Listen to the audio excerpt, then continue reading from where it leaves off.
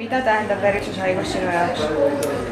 Kuna mul on endal veritsushaigus von Willebrandi tõbi, siis tähendab minu jaoks tervet elu põhimõtteliselt. Et minu elu on nagu seadistatud selle järgi.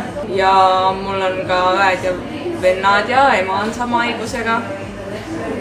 Seega see ongi kogu meie elu, sest me oleme harjunud selle. Kuidas mõjutab veritsushaigus sinu elu? Algselt ei mõjutanud see. Mängisin 12 aastat võrkpalli, käisin kergejõustikus, sõitsin ratast, kõike selliseid asju. Aga siis, kui tekkisid liigese probleemid, siis ei saanud paljusid asju enam teha. Et see seadis piirangud peale. Kuidas leidsid hemofiiliaühingu? Mu ematoloog lastehaiglas kutsus meid sinna hemofiiliaühingusse, aga kuna see oli hemofiiliaühing, siis oli siuke, et me ei kuulu sinna, kuna meil pole hemofiilia, et me ei tohi sinna nagu minna.